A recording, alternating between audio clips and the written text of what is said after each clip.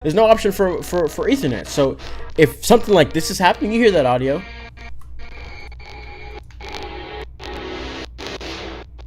Something like that's happening, there's nothing for you to do. What's going on, everybody? So weird setup, not how I wanted it to go, but I don't know, it's very weird. So essentially, Google Stadia on a mobile device. So my phone itself has a way to record my screen. I don't know what I did wrong to an extent. I didn't do anything wrong, but it's up and down, and I have so many recordings. This whole process of trying to get you guys this video has been a trip. I do have gameplay that we're going to be watching of, seeing Google Stadia Mobile in action and all that kind of stuff. But the way that it's structured, it worked, it didn't work, it worked, it didn't work. So I just need to kind of commentate and orchestrate this video. All right, so we start off with this failure, right? So the video itself, the gameplay itself, Google Stadia itself worked flawless in this session.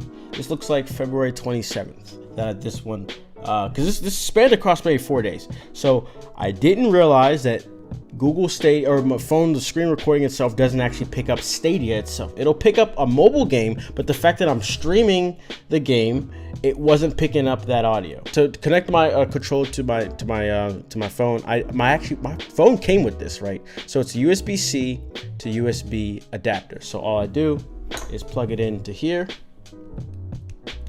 and now I can accept USB. So not sure how that looks for you guys out there, but that's how I accomplished it. Just so you can kind of take a look at how it is right now, I want you to just review this, right? So actually, yeah, this is where I'll put the actual gameplay in front of me. So I mean, just surface, the loading screen, you can see it's pretty flawless right now, so no problems there. But what I'm about to do is skip through a little bit. So in this recording, this was the very first attempt at getting you guys this video. And so as you can see, there's no audio.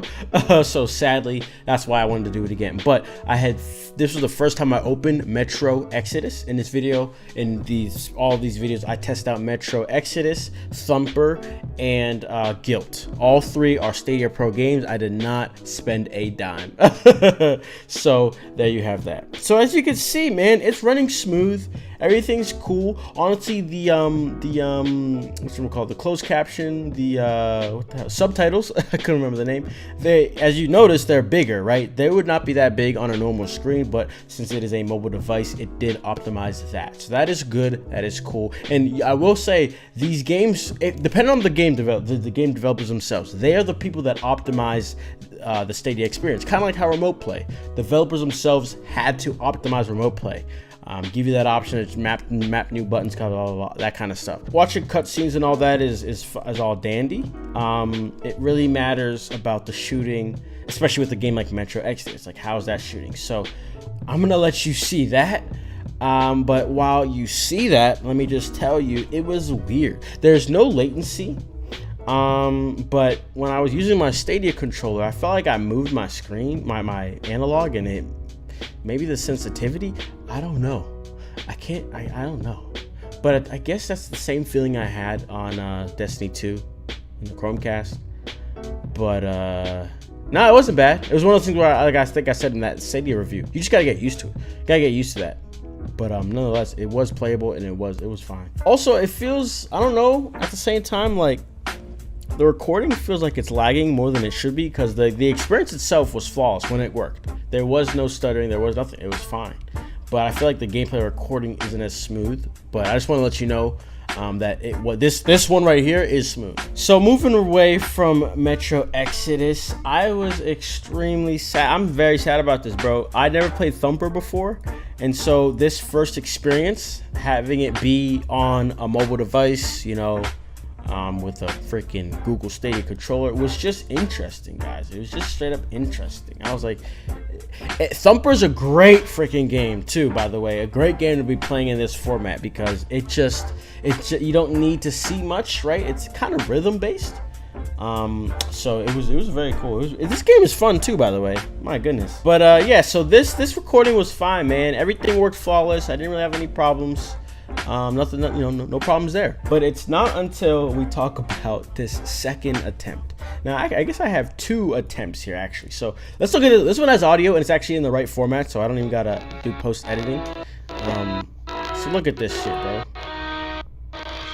You hear that? Yes, you hear that. What I was mentioning in these recordings as I was commentating, playing it, I was like, yo, this is a mobile phone. There is no option for, whatchamacallit.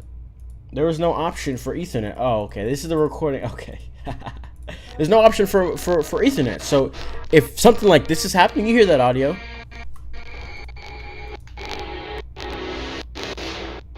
Something like that's happening, there's nothing for you to do. After that first session that worked flawless, I can't get my Stadia controller to connect. Look, I did everything. So it's wired. So you shouldn't have to go through the linking process. But for the love of God, it would not connect. It didn't connect. I didn't get it working. Now, I don't know if it's because my Chromecast is in the living room right there, so I tried to connect to there, but I unplugged my Chromecast entirely, so it shouldn't make a connection. From there, I couldn't get it to connect to my mobile device at all. Again, wired. It's supposed to be wired. It's supposed to work immediately. So guess what I did? Guess what the freak I did? I decided to use my PS4 controller. I said, screw this thing. I really always want to stick with the Stadia controller because it just feels right. And it's a different kind of controller. I'm trying to get used to it. I kind of like it too. So I was trying to use that one. You saw how I was stuttering. What I had to do was restart my phone. I restarted my phone and it began working fine. And the thing with this is, guys, I was confused, right? If I didn't have that successful attempt to begin with, and I was only working with that first attempt, the failed one, I would have just chalked it up as this shit's trash. It's like I might have still restarted, but the fact that I had a good experience, had a bad experience, I'm like, all right, something's going on here, you know? So I guess this is a good spot right here to talk about the experience of playing it on a screen size, right?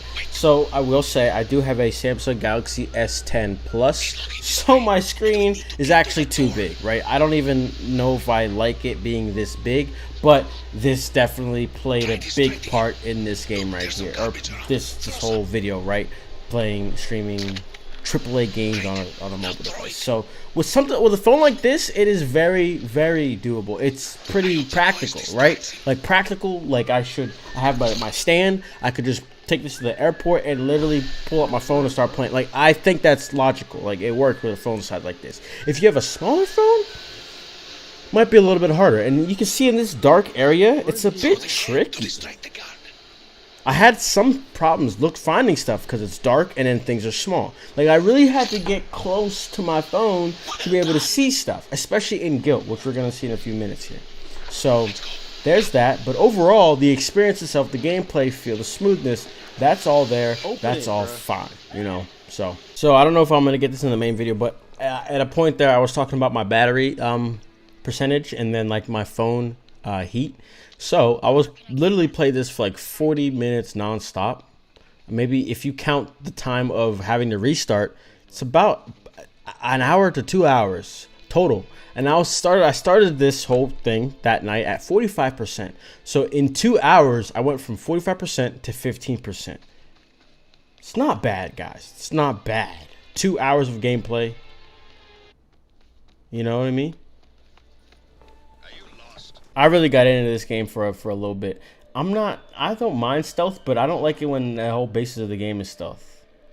But this game was pretty interesting, you know. First party, unique. Didn't expect a whole lot, but it was not a bad experience. The story actually seemed pretty interesting too.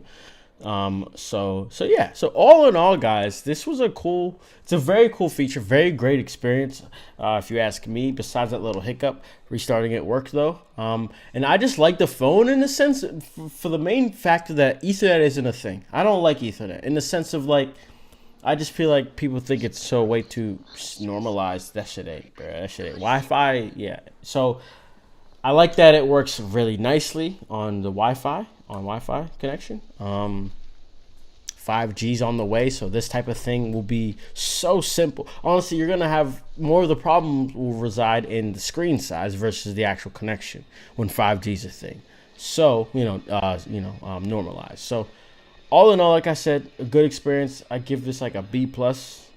Besides that little hiccup and the fact that I couldn't freaking plug in my damn Google Stadia controller, but my PS4 one worked flawlessly. Yeah, that's a problem. So other than that, that's all I got to say. Let me know what you guys think about the whole Google Stadia Mobile. Honestly, don't even let me know what you think, because it's probably gonna be negative. I got some videos to talk about on that topic in the works. Well, in my head more so, not in the works. Yeah, I'm looking at it right there. So stay tuned for some more Google Stadia game streaming topics to come. Be sure to subscribe for any other videos. I love you. Be sure to leave a like on this video. And with that being said, I'm gonna have to see you guys in the next one. All right. Peace.